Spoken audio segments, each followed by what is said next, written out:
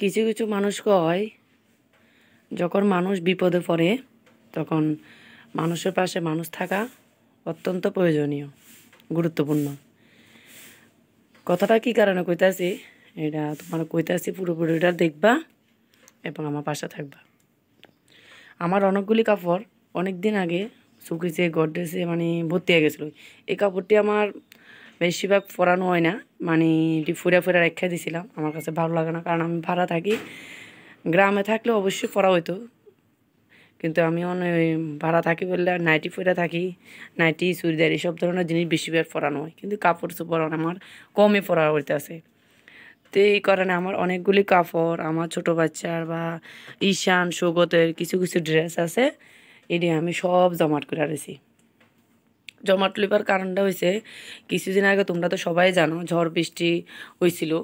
তো ঝড় বৃষ্টি বন্যার কারণে অনেক জায়গায় অনেক কিছু ক্ষতি হয়েছে। মানুষের বাড়িঘর পুরা জলে নিচে ওই ডুবে গেছে। কারো কোনো জিনিস মানে ঘরের মধ্যে একটা জিনিস নাই, সব জিনিস বন্যার জলে ভাসিয়ে গেছে। তো এই কিছুদিন আগে আমি একটা ভিডিও দেখছিলাম, মানে ভিডিও দেখে সেটা কয়েকজন ভিডিও দিছে যে এই ভিডিওটা প্রথমে দেখছিলাম আমি শানু ফ্যামিলি ব্লগে সবিতা দি একটা লাইভ ভিডিও করছিল যে কারোর যদি কোনো পুরনো কাপড় চোপড় থাকে তাহলে তোমরা সিটি সেন্টারের কাছে নিয়ে আয়ো। তা আমি ভিডিওটা সন্ধ্যার সময় দেখছিলাম। সন্ধ্যার সময় দেখার পর আমি তো তখন যেতে পারতাম না, কারণ আমার হাজব্যান্ড এক জায়গায় গেছিলো তো দরকারে, আর আমার বড় ছেলে টিউশনে গেছে, আমি হেরা আনতে যেতে হইব। তো তখন তো আমার সম্ভব না টাউনে যাবার, কারণ আমার দুইটা বাচ্চা, একজন ছোট ও আছে ঘরে। তা আমি কি এই রাত্রেবেলাকে যাওয়া সম্ভব? তারপরে গিয়া আমি আমার হাজব্যান্ডের দিয়া হাজব্যান্ডের মোবাইলের থেকে শানুভূমি ব্লগের দিদির কাছে ফোন করছিলাম। তো দিদি কইছে যে ঠিক আছে, রাত্রেবেলা যদি না আইতে পারো অসুবিধা নাই, কালকে সকালবেলা। আমি কইছি যে ঠিক আছে দিদি, আমি এখন তো রাত্রে আইতে পারতাম না। তো দাদা কইছে ঠিক আছে, না আইতে পারলে আমি কালকে সকালবেলা আমি বাড়িতে গিয়া আমি কাপড় চোপড় আমি পচাইয়া দেবো, আমার কিছু পুরনো কাপড় চোপড় আছে।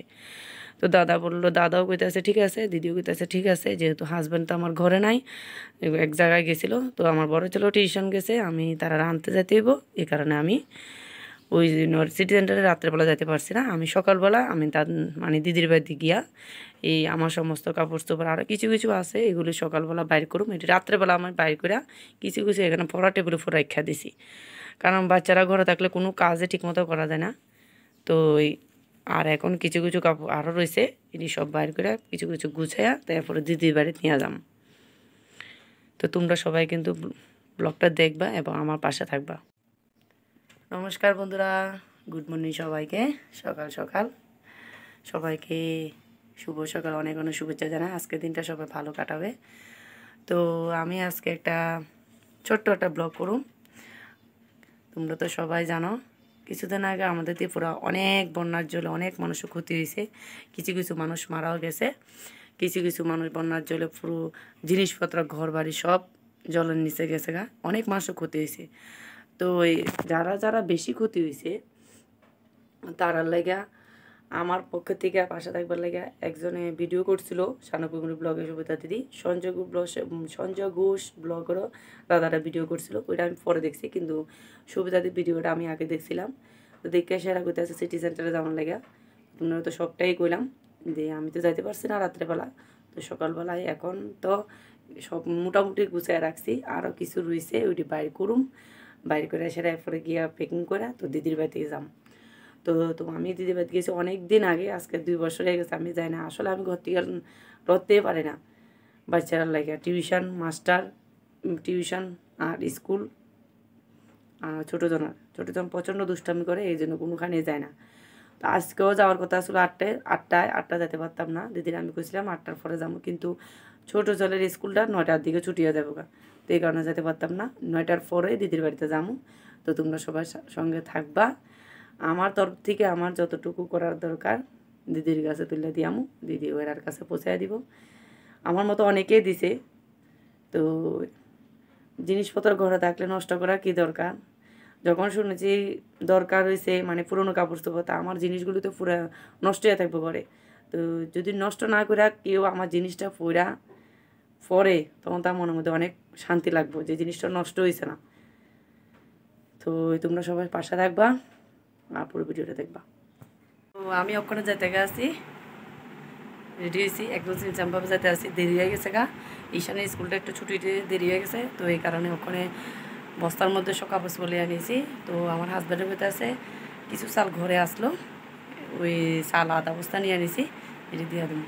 তো তোমরা সবাই পাশে থাকবা আর আমার ভিডিওটা দেখবা। ও কাপড় না? হ্যাঁ হ্যাঁ, ওই 2 বস্তা কাপড়।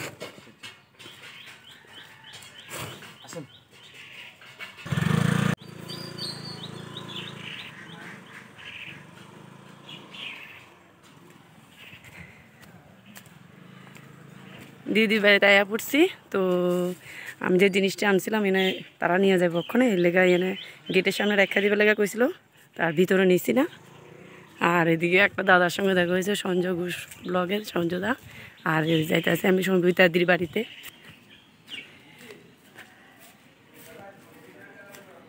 দেখো দিদি বাড়িতে আয়া পড়ছি, 2 বছর পর আইছি। অনেক মানুষ আছে মনে হয়।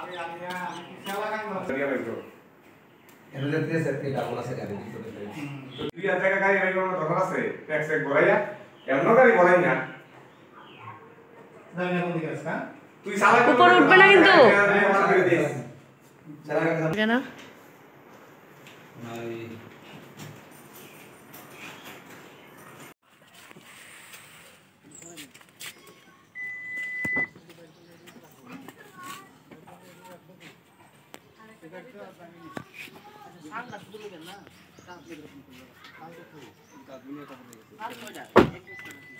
না না সালের 2-3 বস্তা নেবো, জল নেবো মিনিমাম 5 কার্টুন।